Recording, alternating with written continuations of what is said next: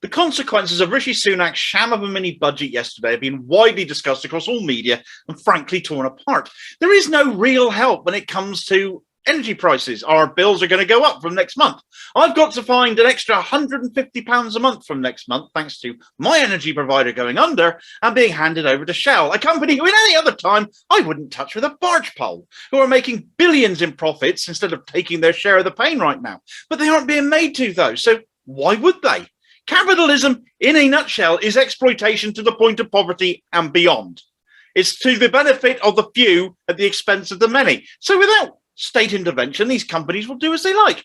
Well, we saw state intervention before, during the pandemic, with furlough and extra universal credit payments and wages being topped up. We see nothing now, despite this cost of living crisis being an even bigger financial impact, the biggest we've seen, apparently, since the 1950s. The fuel duty cut of 5 pence per litre is fine if you're a business and you can claim VAT back, but if not, further price rises will soon see it vanish. I passed 2 fuel stations this morning in my hometown, West Cornwall. Tesco had reduced their diesel. It's what our mobility vehicle uses, but they'd reduced it by 4 pence per litre, so not the 5 pence then. But then I passed Texaco a bit further down the road, who had increased their prices, bizarrely, by 5 pence a litre. Already it's gone if you use that station. And I expect similar stories from elsewhere too. It won't be long before everyone else catches up as the price rises carry on.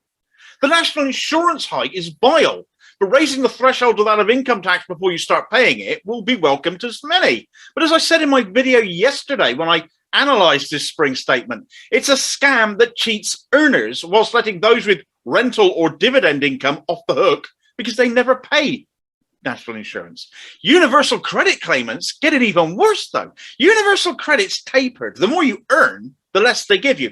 Fair enough, you might say, but it's no incentive to work overtime, is it?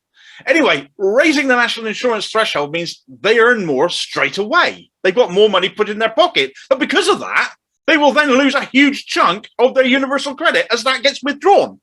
They're completely and utterly and absolutely damned.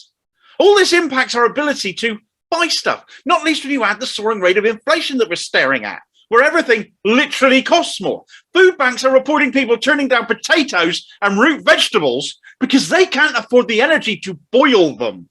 And things are going to get even worse next month and worse again in October, just in terms of energy costs. The consequences for ordinary people, especially those on the lowest incomes, is set to be absolutely catastrophic. And yet Sunak will not put more money in our pockets to help offset it, which is literally what you have to do to offset inflation, let alone everything else. There's nothing here to help the disabled. There is nothing here for pensioners. People were literally being better fed when we were rationing after World War II. At least they could boil fucking spuds back then.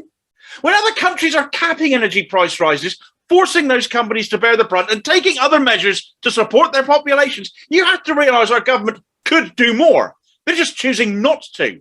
When all the opposition can muster is jokes about Alice in Sunak land and making comparisons with Ted Heath, a prime minister of 50 years ago who wasn't even a chancellor, which might have at least been relevant, and which nobody beyond the Westminster Bubble Nerd Society would even get, they're hardly being put under much pressure to either. The Resolution Foundation has found that 1.3 million people will fall into absolute poverty next year, including 500,000 children. This is the first time these figures will have risen outside of a recession, so it is entirely being engineered by our government through their failure to act in our interests. It is intentional. Tory-inflicted state poverty. People will freeze, people will starve, and they know it. Everybody deserves to be able to afford to live. Who the hell do these Tories think they are, that they think they can decide who can and who can't?